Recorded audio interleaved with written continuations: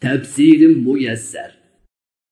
Allah iman etgan kishilarni dunyoda jon uzgan chig'ida qabrisida La ilaha illallohu Muhammadun Rasululloh degan shahodat kalimasi ustida mustahkam turg'izdi.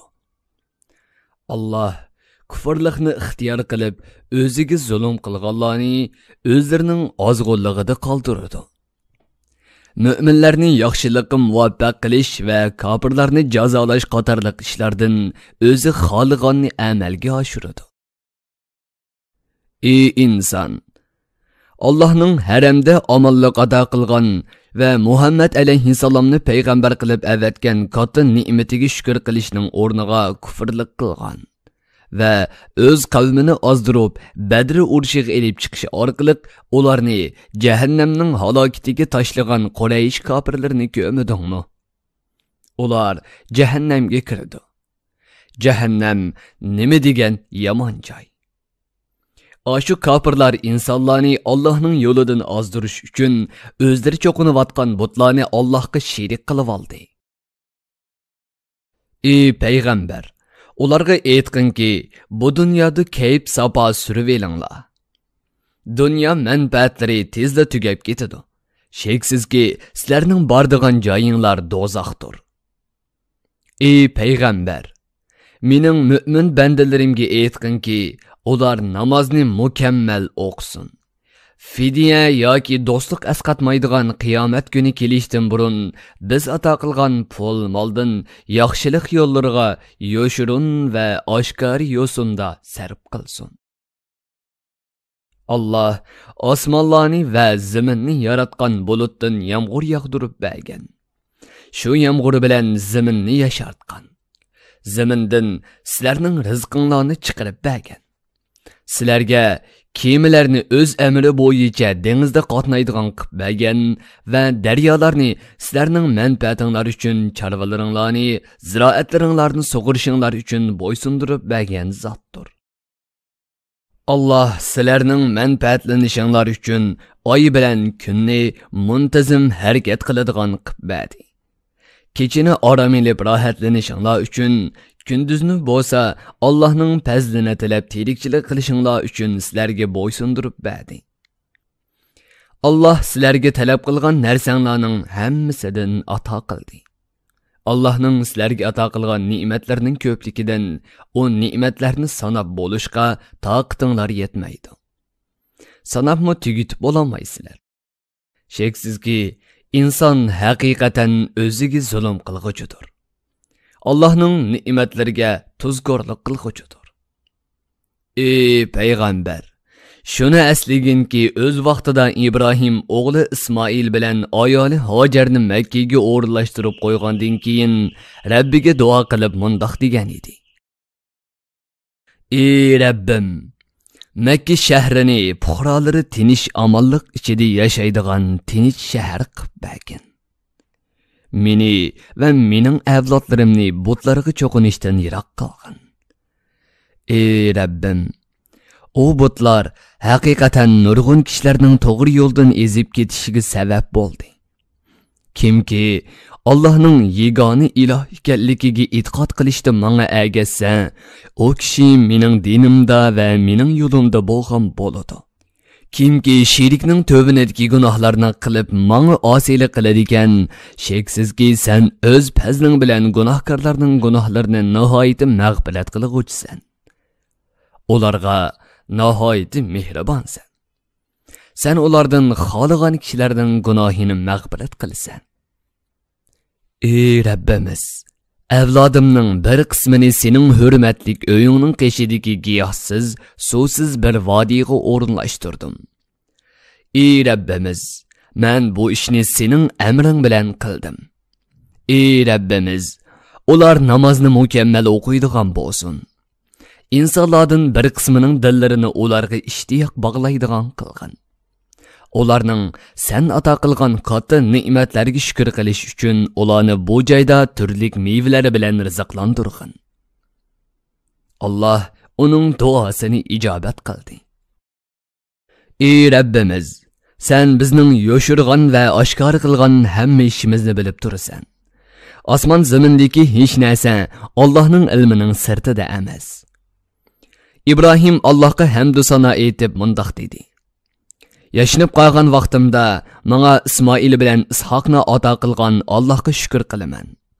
Barcha madihiya Allohga xosdir.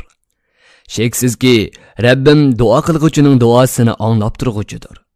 Men Allohdan farzand tilab duo qilgan edim. Duoyimni ijobat qildi. Ey Rabbim, meni namozni o'z vaqtida va eng mukammal darajada ado qiladigan qilgin. Mening naslimdan keladiganlarni namozga ahamiyat beradigan qilgin.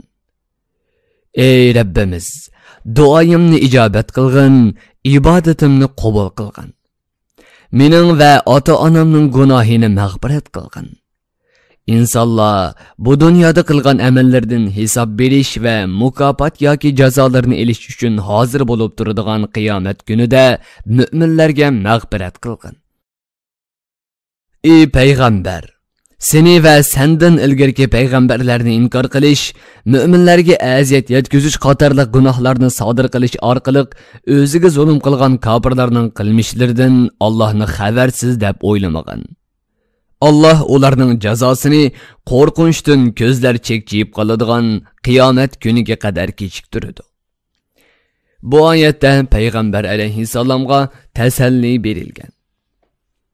Qiyomat kunida ashu kofirlar qo'rqinchdan aql hoshini yo'qotib qo'ygan, boshlarini ko'targan bo'lsa-mu hech narsani ko'rolmagan holda qabrlardan oldirab chiqib chaqirilgan tarafga qarab tez yuguradi. Onlarning ko'zlari bo'lsa chek-cheyginicha qetib qoladi. Ey payg'ambar, kishilarni Allohning qiyomat kunidagi azobidan ogohlantirgin. Kofirlikni tanlab o'ziga zulm qilganlar shu chaqda: Ey Rabbimiz, bizga ozroq muhlat bergin, da'vatingni qabul qilayli, payg'ambarlarga ergishayli deb yalvoradi. Ularga koyigan holda deyiladi-ki: Sizlar dunyodagi cheg'inglarda biz hargiz yo'qolmaymiz, oxiratga bormaymiz deb qasam ichgan va bugungi tirilishni inkor qilgan emasmidinglar? Sizlar o'ziga zulm qilib halok bo'lgan Ad, Samud qatorliq kofir qavmlarning yurtlarida makonlashgan edinglar. Ularni qanday halok qilganligimizni anglagan va bilgan edinglar. Qur'onda sizlarga bu to'g'rida ko'plagan misollarni keltirgan edik. Ammo sizlar ibrat olmadinglar. Mushriklar Muhammad alayhissalomni o'ldirib etish uchun suiqasd planlaydi. Alloh ularning suiqasdini ularning o'ziga qaytarib etdi. Ularning suiqasdlari tog'ni o'rib etgudek darajada kuchli bo'lib ketgan taqdirdami, Alloh albatta ulardan kuchlidir. Ular Allohga qilchilik ziyon yetkazmadi, balki o'zlariga ziyon soldi. Ey payg'ambar, Allah'ni payg'ambarlarga nusrat ato qilish, kofirlarni mag'lub qilish haqida bergan va'dasiga xiloflik qiladi deb o'ylamagin. Sheksizki Allah mutlaq g'olibdir. Uningga hech kim teng kelolmaydi. Dushmanlardan eng qattiq intiqom olg'uchidir. Bu xitob barliq islom ummatiga qartilgan. Allah'ning dushmanlardan intiqom elishi qiyomat kunida bo'ladi. O kunda zamin boshqa bir zaminga aylanib, ko'mishdek oppoq va tüptüz bo'lib qoladi. Osmonlarmi boshqa bir osmonlarga aylanadi. Barcha xaloyiq o'z zotida, ism sifatlarda va barliq ishlarda yegona bo'lgan, har narsani qahri bilan bo'ysundirgan qudratli Allohning oldiga berish uchun qabrlardan tirilib chiqadi. Ey payg'ambar, qiyomat kunida gunohkorlarning qo'llari zanjirlar bilan bir-biriga chetilib bog'langan holda va intayin xorliq ichida ko'rsan. Ularning ko'ngliki tezli o't tutishadigan qarmay bo'lib, o't ularning yuzlarini o'rib elib ko'ydirib etadi. Alloh ularga buni ularning dunyodagi qilmishlariga jazo berish uchun qiladi. Har bir odamga yaxshi yomon amalining mukofotini yoki jazosini beradi. Allah albatta tez hisob olg'uchidir. Ey payg'ambar, biz sana nozil qilgan bu Qur'on insonlarni ogohlantirish, ularga nasihat qilish uchun, ularning Allohning bir ekanligini bilishi va aqli sog'lom kishilarning vaz nasihat elishi uchun insonlarga biz tarafdan uqtirish va e'londir. Tafsiri muyassar. Bir guruhi ulamolar nashrga tayyorlagan. Tarjima qilguvchi Muhammad Yusuf Muhammad Tursun. Muharrir Abdurrahim Davlat. Korrektor Abdulaziz Aqhun. 2020 yanvar 1 nashri. Teklimakan Uyg'ur nashriyoti tarafidan nashr qilingan. Mikrofon oldida İmran Abdug'ani Sadai. Bu asar avlod detallarida tarqitildi.